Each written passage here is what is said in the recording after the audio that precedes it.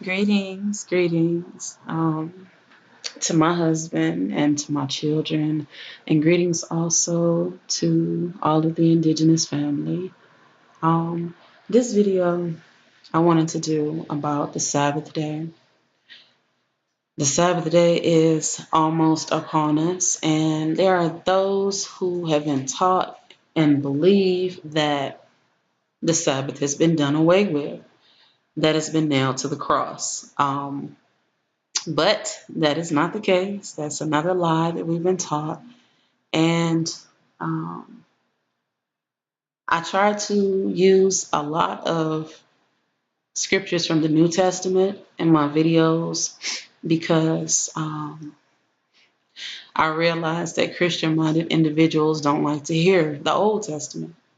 And so I go to the New Testament to prove the points that I need to make. The New Testament, any truth that is found in the New Testament is just basically because it was taken from the Old Testament, and the rest is just devilish doctrine that was placed upon the children of Israel in order to separate them from the Creator.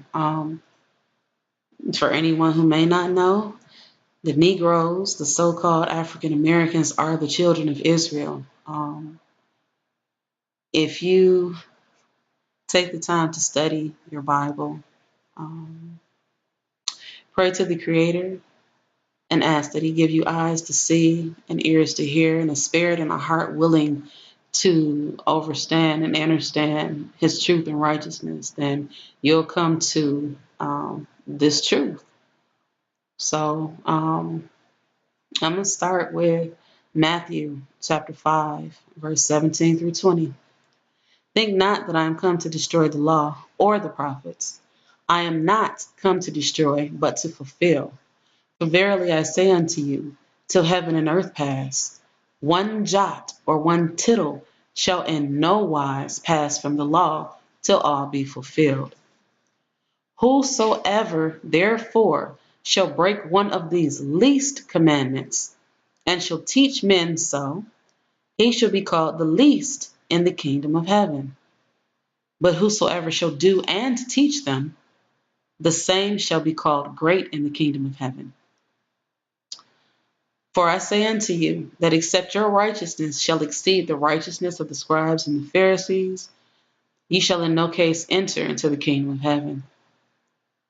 According to the words of Jesus, He said He didn't come here to destroy the law, but to fulfill it, which He still did not do.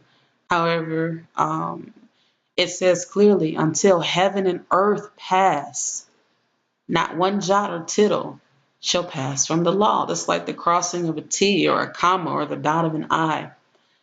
Nothing will pass from the law until everything is fulfilled. Till heaven and earth pass, nothing passes from the law. If you look outside or step outside and look up, the heavens are still there. We're still walking upon the earth every day. The heavens and earth have not passed. So according to this, the words of Jesus, He even had to make it known that nothing from the law is done away with. And it also proves again that whatever He did on the cross didn't fulfill anything. And when you teach people or tell them that they don't need to keep the commandments, it says the words of Jesus is written in red. It says that that person will be called the least in the kingdom of heaven. When I think of what the least would be, that says to me, I mean, that's like you're not even there, okay? You can't get lower than not even being there. So I'm going to read Hebrews chapter 4 and verse 8 and 9. And it says, for if Jesus had given them rest, then would He not afterward have spoken of another day?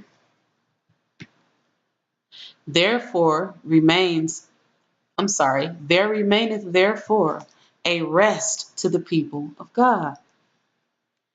If Jesus has set up another day for us to worship the Creator, He would have said so before he died. Or when he resurrected and showed himself to people over and over and over, and never once did he say, well, now there's a new day for the Sabbath. It won't be the old day. There's something new. They didn't do that. So there's still a day that pertains to the people of the Creator. If we go to Genesis, the very beginning, chapter 2, and verse 1 through 3. Thus the heavens and the earth were finished, and all the host of them. And on the seventh day, God ended his work which he had made, and he rested on the seventh day from all his work which he had made. And God blessed the seventh day and sanctified it, because that in it he had rested from all his work which God created and made. This doesn't say God rested on the first day of the week. It doesn't say that God ended his work on the first day of the week. It does not say God blessed the first day of the week. It does not say he sanctified the first day of the week. He sanctified and blessed the seventh day. That is the day of the Sabbath. In Exodus chapter 20, when he was giving the commandments to the children of Israel, it says very clearly, starting in verse 8, remember the Sabbath day to keep it holy. 6 days shalt thou labor and do all thy work. Verse 10, but the seventh day is the Sabbath of the Lord thy God. In it thou shalt not do any work, thou, nor thy son, nor thy daughter, thy manservant, nor thy maidservant, nor thy cattle, nor thy stranger that is within thy gates. Verse 11, for in 6 days the Lord made heaven and earth, the sea, and all that is in them, and rested the seventh day. Wherefore the Lord blessed the Sabbath day and hallowed it. The seventh day is blessed. The seventh day is hallowed. The seventh day is to be kept holy. No working, no buying, no selling, no cleaning, no cooking, no work whatsoever on the Sabbath day.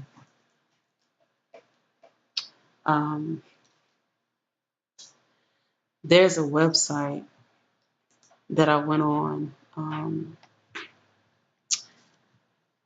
and it's called thesabbathtruth.com. And it's an article that talks about how the Catholic Church admits that they changed the Sabbath day from Saturday to Sunday.